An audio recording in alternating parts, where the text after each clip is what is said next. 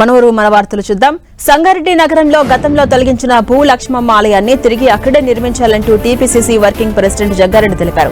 గతంలో రోడ్డు విస్తరణలో భాగంగా చౌరస్తాలో ఉన్న అమ్మవారి ఆలయంతో పాటుగా రహదారిపై పక్కన ఉండే చిరు వ్యాపారులను కూడా తొలగించారని, ఇప్పుడు వీలైనంత త్వరగా పనులు పూర్తి చేసి అమ్మవారి ఆలయంతో పాటు చిరు వ్యాపారులను నిర్మించాలని జగ్గారెడ్డి కోరారు. సంగారెడ్డి చౌరస్తాలో మరి భూలక్ష్మమ్మ గుడి మధ్యలో ఉండే తప్పని పరిస్థితిలో మరి అక్కడ అమ్మవారి గుడిని తీసి సంగమేశ్వర గుడిలో పెట్టాల్సి వచ్చింది. కాబట్టి అప్పుడు ఇక్కడ నుంచి తీసిన ఆ చిన్న గుడి అమ్మవారిది ఇంకా సంగమేశ్వర గుడి దగ్గరనే అక్కడ పెట్టడం జరిగింది. విగ్రహాలు కూడా అమ్మవారి భూలక్ష్మమ్మ. కాబట్టి ఇప్పుడు ఆ 2005లో 2006లో ఏదైతే చౌరస్తాకు తీయడం జరిగిందో మళ్ళీ ఆ భూలక్ష్మమ్మ విగ్రహాలు చిన్న గుడిని అక్కడ చౌరస్తాలో ఏర్పాటు చేయించాలని.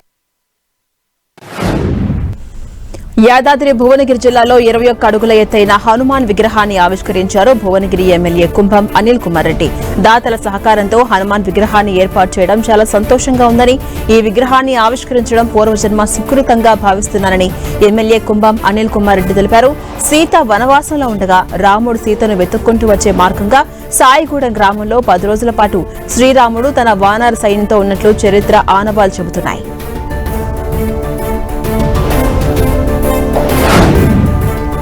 మాజీ సీఎం జగన్ పై తీవ్రస్థాయిలో విమర్శలు గుప్పించారు ఉంగుటూరు ఎమ్మెల్యే పచ్చమట్ల ధర్మరాజు. అమరావతిపై జగన్ వైఖరి చూసి ఊసరవేలు సైతం సిగ్గుపడుతుందని మండిపడ్డారు. వేలాది మంది రైతులు స్వచ్ఛందంగా రాజధాని కోసం భూములు ఇచ్చి రాష్ట్ర భవిష్యత్తుకు పునాది వేశారని, వారి త్యాగాన్ని జగన్ ప్రశ్నించడం సరికాదన్నారు. రాజధాని అవసరం లేదని చెప్పే నాయకుడు రాష్ట్రంలో ఉండడం ప్రజల దురదృష్టమన్నారు ధర్మరాజు. ఈ నేపథ్యంలో విమర్శలు గుప్పించారు. సీఎం చంద్రబాబుపై నమ్మకంతోనే రైతులు భూములిచ్చారన్న ఆయన 2019 నుంచి 2024 కాలంలో అభివృద్ధి జరుగుతుంటే ఎంతో మందికి ఉపాధి కలిగేదని తెలిపారు. వైసీపీ హయాంలో అమరావతిపై నిర్లక్ష్యం చేశారంటూ విమర్శించారు ధర్మరాజు.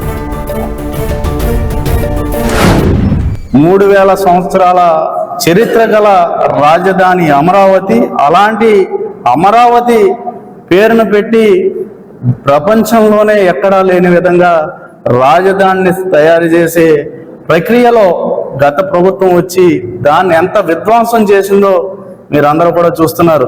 విలక్షణ ఒక వికృతమైన అంటే అతని గురించి మనం చెప్పుకోవడం కూడా చాలా దురదృష్టకరం. అలాంటి వ్యక్తి ఈరోజు ప్రెస్ మీట్లు పెట్టి ప్రజల్ని భయాందోళనకి గురి చేస్తున్నాడంటే మీరందరూ కూడా ఆలోచించుకోవాలి.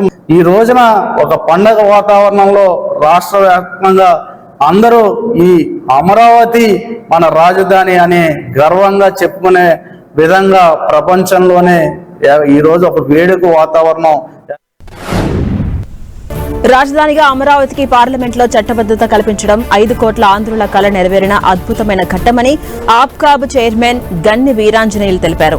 రాజధానిపై కేంద్ర ప్రభుత్వం దేశంలోని వివిధ పార్టీలు మద్దతుగా నిలవడం 5 కోట్ల ఆంధ్ర ప్రజల ఆకాంక్షకు అద్దం పట్టిందన్నారు.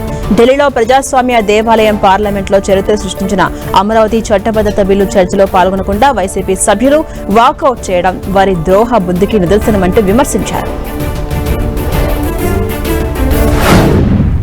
వరకు కూడా ఏదైతే మరి ఆంధ్రుల కలల రాజధాని అమరావతి అని చెప్పి మనం అంతా కూడా మరి మంచి గర్వంగా ఫీల్ అయ్యామో అటువంటి రాజధానిని ఆయన పరిపాలించినటువంటి 5 సంవత్సరాలు కూడా శ్మశానం చేశాడు.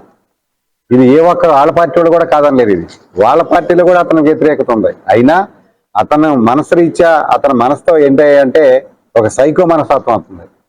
ఊరంతా ఒకదారి అయితే ఇది ఇంకో దారి అంటారు సరే. అలాగే మన పార్టీ కాదు వాళ్ళ పార్టీలో కూడా వాళ్ళ పార్టీ ఒకటి అంతే ఆయన ఒకటి అంటారు. సార్ నాయకులకు కానీ వాళ్ళకి కానీ ఒక చట్టం కానీ ఏ ఒక్క విషయం కూడా ఒక రాజ్యాంగం ఏం తెలియదు వాళ్ళకి. నిజామాబాద్ లో కాంగ్రెస్ పార్టీకి బిగ్ షాక్ తగలబోతుంది. నిజామాబాద్ మాజీ మేయర్ ధర్మపురి సంజయ్ కాంగ్రెస్ పార్టీకి రాజీనామా చేయబోతున్నట్టు తెలుస్తోంది. గత ఎన్నికల్లో నిజామాబాద్ తరఫు నుంచి టికెట్ ఆశించి భంగపడ్డ సంజయ్ కార్పొరేషన్ పదవి కూడా దక్కకపోవడంతో పార్టీపై కొద్ది రోజులుగా అసంతృప్తిగా ఉన్నట్లు తెలుస్తోంది.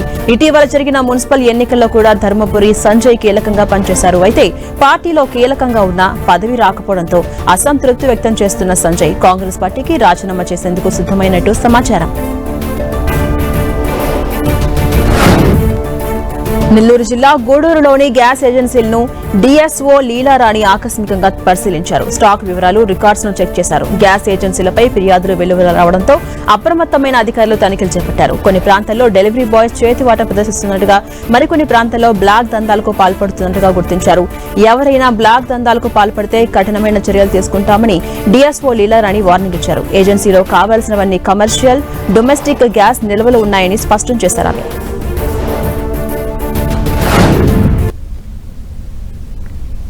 ఓటీపీలు అడుగుతున్నారు డెలివరీ బాయ్స్. తెలిసిన వాళ్లే కదా అని చెప్తున్నాము, కానీ డెలివరీ మాత్రం ఇవ్వడం లేదు. 2 days 3 days అయినా కూడా డెలివరీ చేయడం లేదు అనేది మెయిన్ కంప్లైంట్స్. సో అందుకోసంగా ఈరోజు చేయడం జరిగింది. అదేవిధంగా రికార్డ్స్, తర్వాత గోడౌన్లో స్టాక్ పొజిషన్ కూడా చెక్ చేసాము. స్టాక్ అయితే టాలీ అవుతూ ఉంది. అదేవిధంగా రెగ్యులేటర్స్ కూడా కొంచెం వేరియేషన్ ఉంది. అది ఇంకా రికార్డు కొంచెం అప్డేట్ చేసుకోవాల్సి ఉందని చెప్పారు. అది కూడా ఒకసారి మేము వెరిఫై చేస్తాము. ప్రధానంగా మేము కన్జ్యూమర్స్కి చెప్పేది ఏమంటే, ఎల్పిజి సిలిండర్స్ స్టాక్ అనేది సఫిషియెంట్గా ఉంది. ఎక్కడా కూడా స్కేర్సిటీ అనేది లేదు. జగిత్యాల జిల్లా మల్లాపూర్లో వంట గ్యాస్ కొరత కంటిన్యూ అవుతోంది. కావాల్సినంత స్టాక్ ఉందని అటు అధికారులు చెబుతున్న ఏజెన్సీలో మాత్రం అందుకు భిన్నంగా కనిపిస్తోంది. గ్యాస్ సిలిండర్స్ కోసం ప్రజలు ఏజెన్సీల ముందు క్యూ కట్టారు. గత నెలలో గ్యాస్ బుక్ చేసినా ఇంతవరకు డెలివరీ అవ్వలేదని వినియోగదారులు వాపోతున్నారు. తమ పేరుతో బుక్ చేసిన సిలిండర్స్ ను ఇతరులకు అమ్ముకుంటున్నట్టుగా ఆరోపించారు.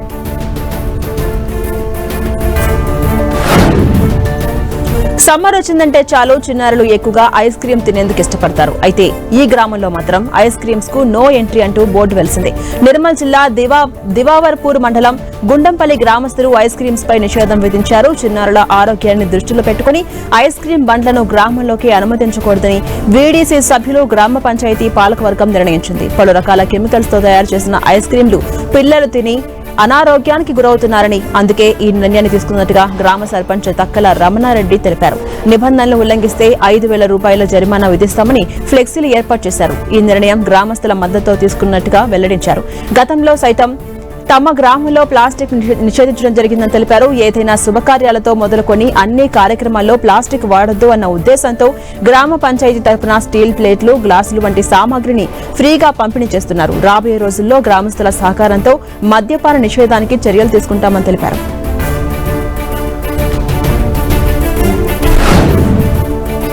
హెల్మెట్ లేకుంటే గ్రామంలోకి ద్విచక్ర వాహనాలను అనుమతించకూడదని మహబూబాబాద్ జిల్లా గంగారం మండలం బావురుగొండ గ్రామస్తులు తీర్మానించారు. ఈ మేరకు ద్విచక్ర వాహనదారులు తప్పనిసరిగా హెల్మెట్ ను ధరించాలి, లేదంటే గ్రామంలోకి ప్రవేశం లేదు అంటూ పంచాయతీ ఒక ఫ్లెక్సీని ఏర్పాటు చేసింది. పోలీసులు చెప్పిన అరైవ్ అలైవ్ స్ఫూర్తితో బావురుగొండ పాలకవర్గం కఠినమైన అవసరమైన నిర్ణయం తీసుకుందని, తమ ఊరి బిడ్డలు, వారి ఊరికొచ్చే అతిథులు రోడ్డు ప్రమాదాల బారిన పడకూడదు అన్నదే మా తపన అని గ్రామస్తులు అంటున్నారు. Stay with us.